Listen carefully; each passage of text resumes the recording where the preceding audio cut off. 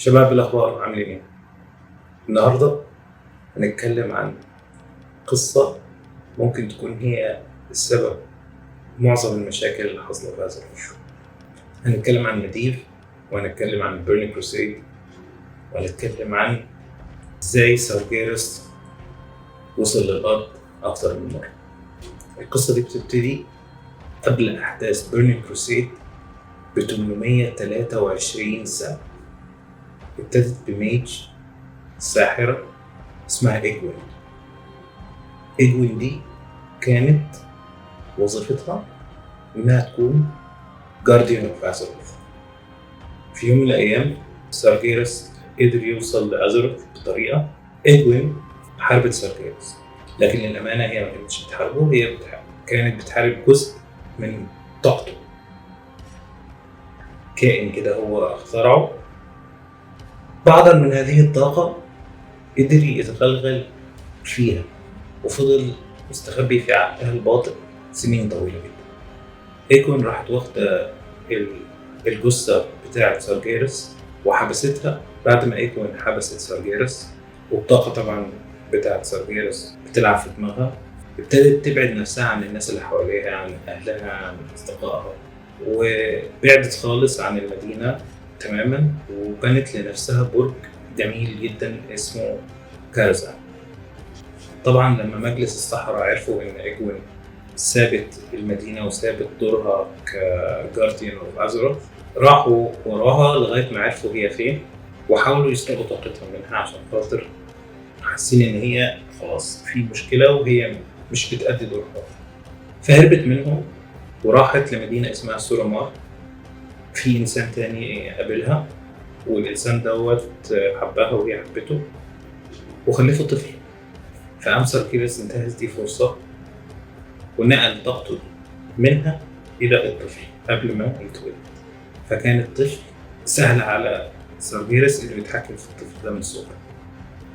مديف مش إنسان غبي، حس إن فيه طاقة سوداوية، أفكار سوداوية بتحاول تسيطر عليه، فعرف إن الموضوع دوت ممكن يكون وراه سارجيرس. فقرر إن هو يدور على الليجن وينهيهم تماما. لكن للأسف هو كان فاكر كده، لكن دي كانت كلها محاولات من سارجيرس عشان خاطر يجره، عشان خاطر يعمل اللي هو عايزه في الآخر، وإنه يكون سبب رئيسي في إنه يقرب الليجن لأزاروث. وخلال أبحاثه اكتشف كوكب اسمه درانور، والكوكب ده كان الفل مغرقه.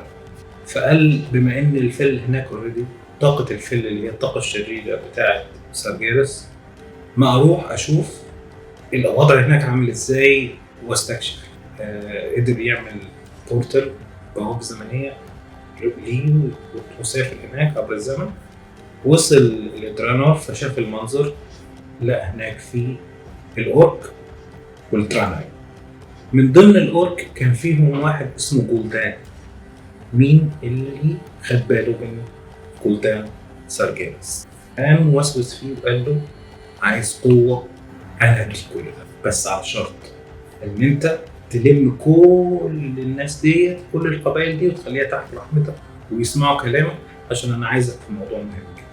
اداله طاقة الفيل وبقى خارق، والناس بقت تشوفه، بس هم مش عارفين إن القوة دي وراها مصايب وبلاوي بالهبل.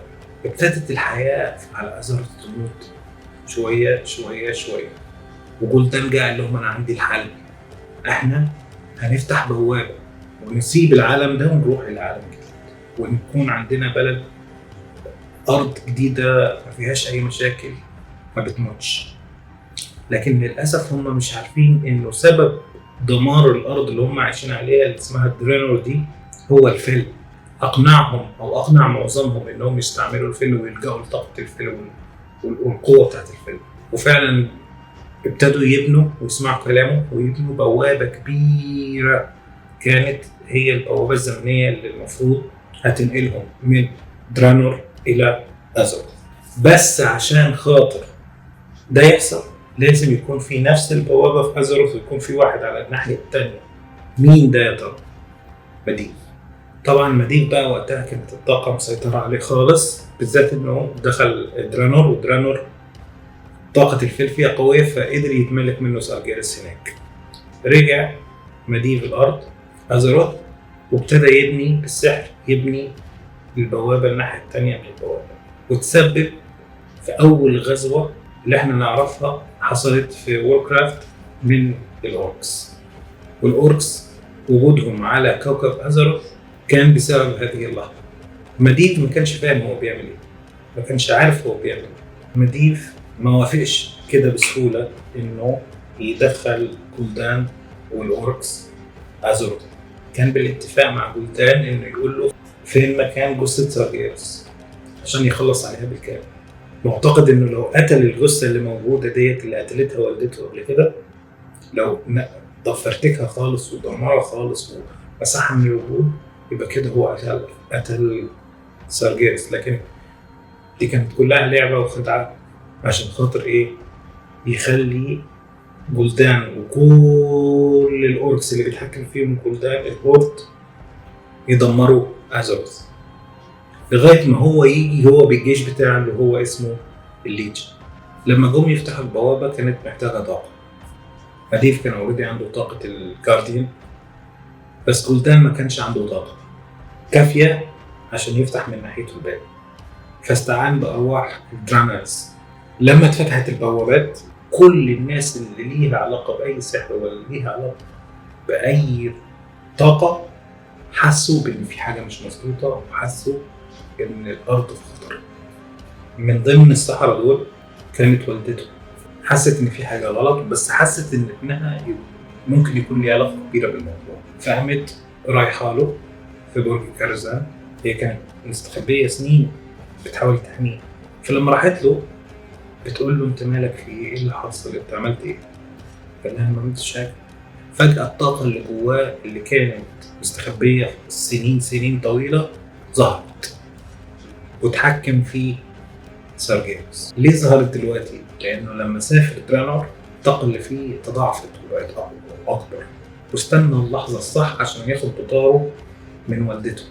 مديف اتسبب في قتل والده، ولما واجه والدته سارجيرس متحكم في جسم مديف قال لها، هي سألته انت ازاي عايش؟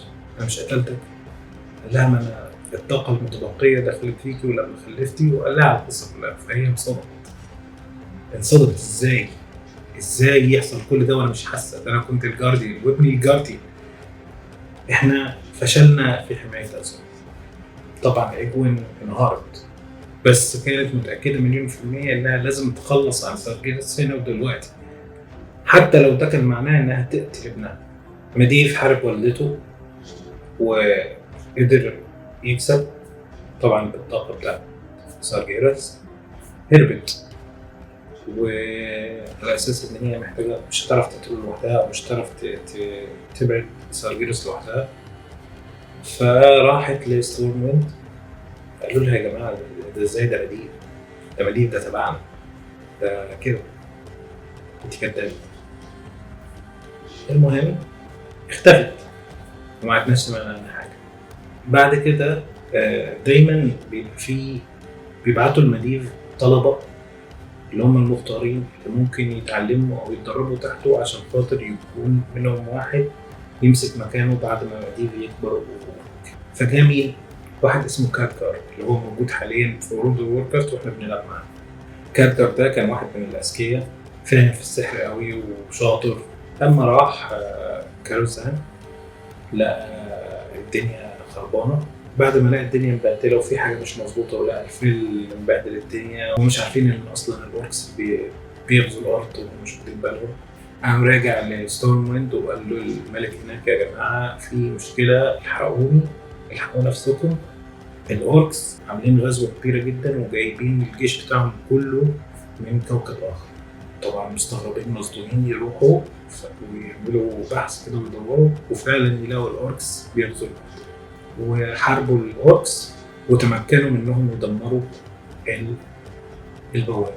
لكن كان لازم في الفتره دي يبعتوا ناس الى درينور عشان يدمروا البوابة الناحية التانية كمان، عشان يمنعوا منعا باتا أي حد يخش إذا من هنا أو من هنا، لا حد يجي ولا حد يروح. منهم كان كجار، وكانت الكتيبة اللي راحت عبارة عن كذا شخص قصتهم تانية وليهم اسم ومسمى. الكتيبة دي ليهم مسمى هبقول لكم عليها شكله دلوقتي. وقدروا يوقفوا الغزوة ديت. بس يا رب تكونوا انبسطتوا. دي أول مرة أقول القصة بشكل مختلف، وإن شاء الله هبقى أتكلم عن شخصيات تانية أكتر وأكتر وأكتر، وتاريخ تاني أكتر وأكتر وأكتر، عشان تفهموا إيه اللي حاصل حوالين أزروث وإزاي أزروث وصلت للي هي وصلت دلوقتي. تكونوا بخير. سلام.